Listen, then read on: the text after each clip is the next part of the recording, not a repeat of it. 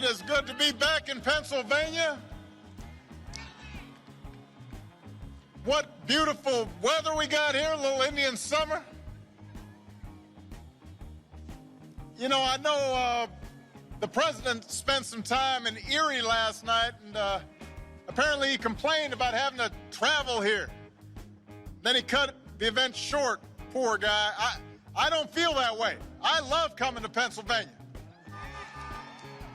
You guys delivered for me twice, and I am back here tonight to ask you to deliver the White House for Joe Biden and Kamala Harris.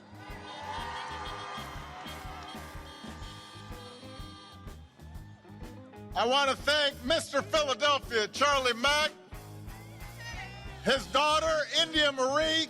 What an outstanding young lady she was. Those of you who are fathers and have daughters, you know how that feels when you see your daughters just shining. I know a little bit about that.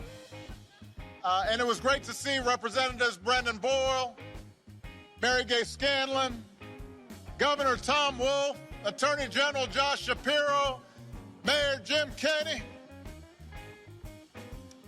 Philadelphia, we got 13 days. That's our lucky number right here. 13 days until the most important election of our lifetimes. And you don't have to wait for November 3rd to cast your ballot. You've got two ways to vote right now. Number one, you can vote early in person through next Tuesday. How many people, anybody here voted early already?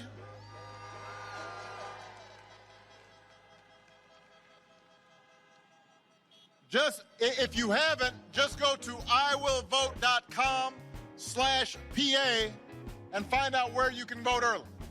Number two, you can vote from home with a mail-in ballot. Just go to iwillvote.com/PA to request your ballot right away.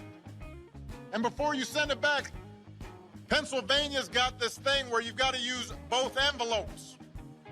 So you've got to read the directions carefully to make sure your vote counts. And if you've already voted, then you've got to help your friends and family make a plan to vote. Take them with you if you vote early or if you vote in person on Election Day, because this election requires every single one of us to do our part. And what we do these next 13 days will matter for decades to come. Now, last time I was in Philadelphia, I was at the Constitution Center. And I was delivering a speech for the Democratic National Convention this year.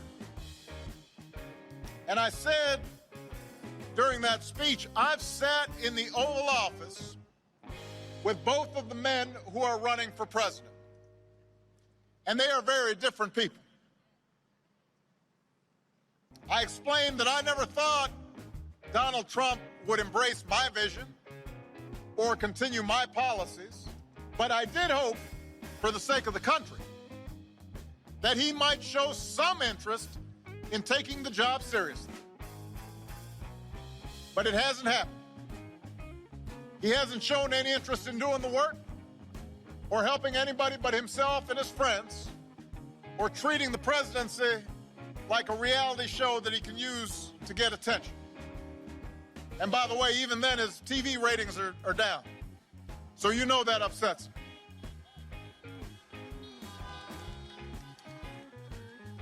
But the thing is, this is not a reality show. This is reality. And the rest of us have had to live with the consequences of him proving himself incapable of taking the job seriously. At least 220,000 Americans have died. More than 100,000 small businesses have closed. Millions of jobs are gone. Our proud reputation around the world is in tatters. Presidents up for re-election usually ask if the country is better off than it was 4 years ago. I'll tell you one thing. 4 years ago, you'd be tailgating here at the link instead of watching a speech from your cars.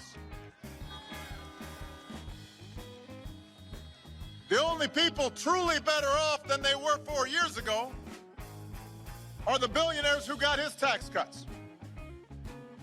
Right now, as we speak, Trump won't even extend relief to the millions of families who are having trouble paying the rent or putting food on the table because of this pandemic. But he's been doing all right by himself. As it turns out, this was just reported in the last 48 hours. We know that he continues to do business with China because he's got a secret Chinese bank account. How is that possible? How is that possible? A secret Chinese bank account. Listen, can you imagine if I had a secret Chinese bank account when I was running for re-election? You think Fox News might have been a little concerned about that? They would have called me Beijing Barry.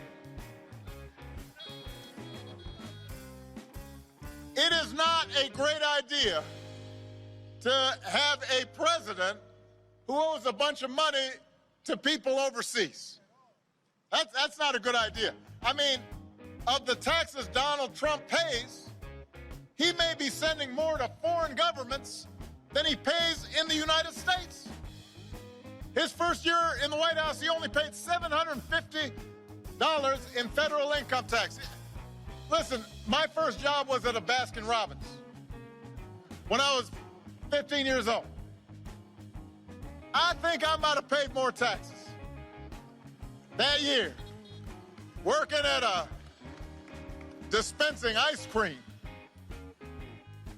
How is that possible? How many people here paid less than that?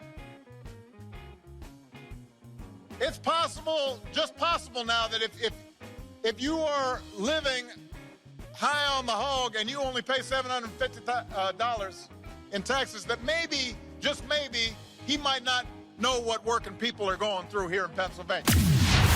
Thank you for watching. Like the video before you go. Please subscribe if you haven't done so. And remember to share the video with your friends and family. And browse the channel for more quality content. Until next time, walk good, my friends.